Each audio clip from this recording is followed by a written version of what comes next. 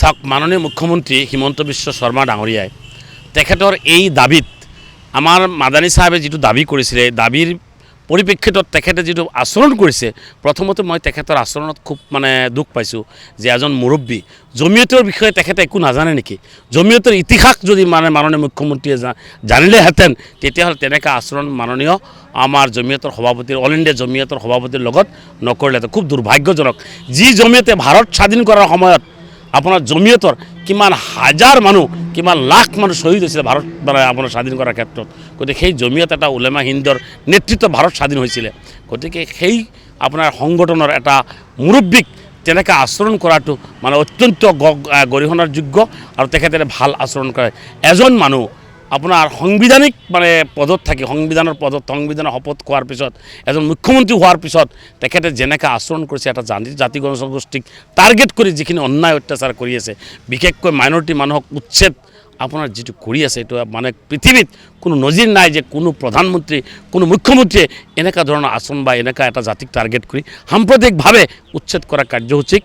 কৰা আমি দেখা পোৱা নাই গতিকে তেখেতে যেনেকৈ আচৰণ কৰিছে এটা ভাল আচৰণ নহয় আৰু এটা অশুভ লক্ষণ ২৬ নিৰ্বাচনৰ আগত তেখেতে যিবিলাক কাৰুকাৰ্য কৰি আছে এইটো এটা অশুভ লক্ষণ বুলি ক'ব লাগিব যেনেকৈ আপোনাক পাপ্পু বুলি ক'লে এতিয়া গৌৰৱ গগৈৰ লগত লাগিলে এতিয়া আপোনাৰ মাদানী চাহাবৰ লগত লাগিলে গতিকে এইটো এটা অশুভ লক্ষণ বুলি ভাবোঁ আৰু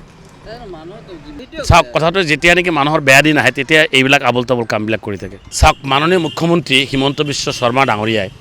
তেখেতৰ এই দাবীত আমাৰ মাদানী চাহাবে যিটো দাবী কৰিছিলে দাবীৰ পৰিপ্ৰেক্ষিতত তেখেতে যিটো আচৰণ কৰিছে প্ৰথমতে মই তেখেতৰ আচৰণত খুব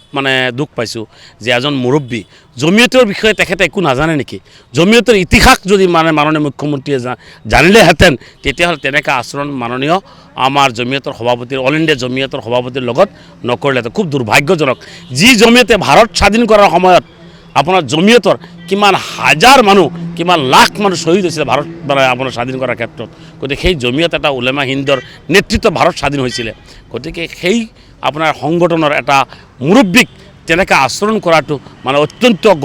গৰিহণাৰ যোগ্য আৰু তেখেতে ভাল আচৰণ কৰে এজন মানুহ আপোনাৰ সাংবিধানিক পদত থাকি সংবিধানৰ শপত খোৱাৰ পিছত এজন মুখ্যমন্ত্ৰী হোৱাৰ পিছত তেখেতে যেনেকৈ আচৰণ কৰিছে এটা জাতি জনগোষ্ঠীক টাৰ্গেট কৰি যিখিনি অন্যায় অত্যাচাৰ কৰি আছে বিশেষকৈ মাইনৰিটি মানুহক উচ্ছেদ আপোনাৰ যিটো কৰি আছে এইটো পৃথিৱীত কোনো নজিৰ নাই যে কোনো প্ৰধানমন্ত্ৰী কোনো মুখ্যমন্ত্ৰীয়ে এনেকুৱা ধৰণৰ আচৰণ বা এনেকুৱা এটা জাতিক টাৰ্গেট কৰি সাম্প্ৰদায়িকভাৱে উচ্ছেদ কৰা কাৰ্যসূচীক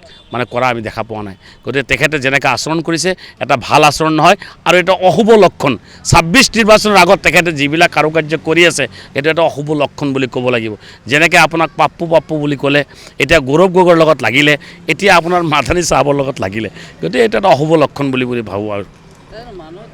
চাওক কথাটো যেতিয়া নেকি মানুহৰ বেয়া দিন আহে তেতিয়া এইবিলাক আবল তাবল কামবিলাক কৰি থাকে